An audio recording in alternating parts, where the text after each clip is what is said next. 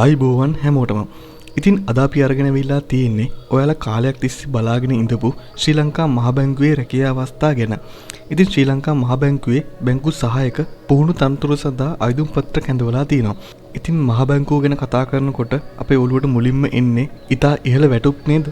ඉතින් සියලුම විස්තර මම මේ වීඩියෝ එකේ කතා කරන්න බලාපොරොත්තු වෙනවා. මේ වීඩියෝ එකේ අවසානයේ වෙනකන් බලන්න කියලා ආදරෙන් මතක් කරනවා. ඉතින් පළමුව සඳහන් කරලා තියෙනවා මොනවාද අවශ්‍ය අධ්‍යාපන සුසුකම් කියලා.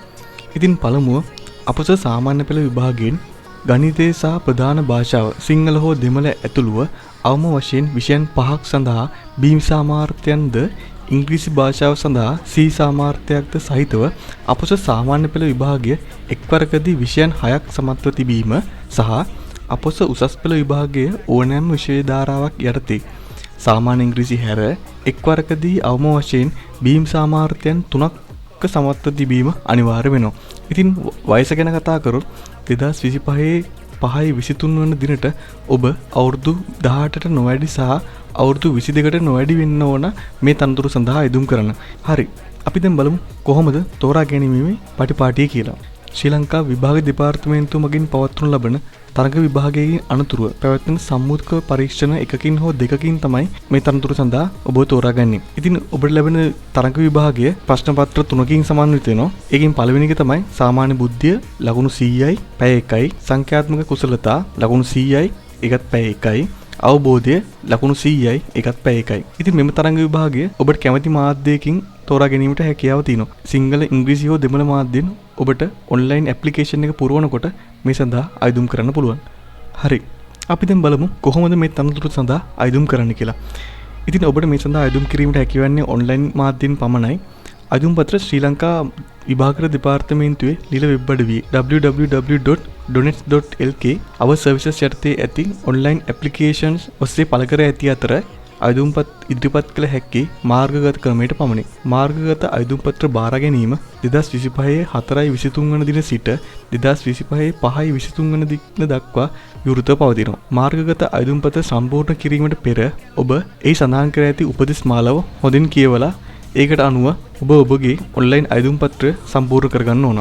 ඉතින් මෙහිදී ඔබට ඔබ කැමති විභාග මධ්‍යස්ථානයක් තෝරා ගැනීමේ හැකියාව තියෙනවා. මීට අමතරව මේ විභාගය සඳහා පැමිණෙන ඔබ ජාතික හැඳුනුම්පත, වළංගු විදේශ ගමන් බලපත්‍රය, වළංගු ශ්‍රී ලාංකික රියදුරු බලපත්‍රය මේ යන තුනෙන් එකක් ඉදිරිපත් කර ඔබගේ අනන්‍යතාව තහවුරු කරගත යුතු වෙනවා.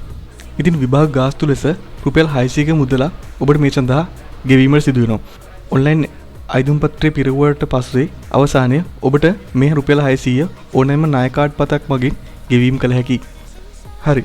අපි දැන් බලමු මොනවද තනතුරට අදාළ නියමයන් සහ කොන්දේසි කියලා.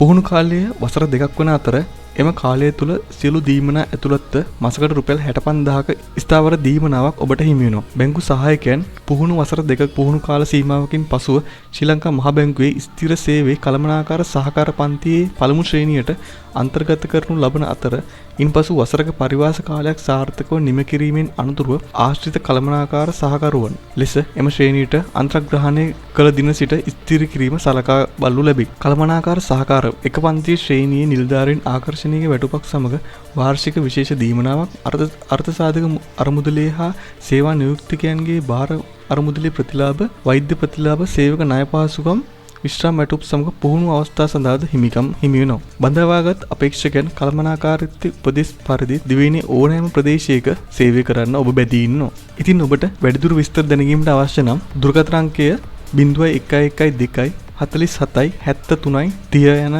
දුරකථන අංකෙන් ඔබට වැඩිදුර විස්තර දැනගැනීමට පුළුවන්.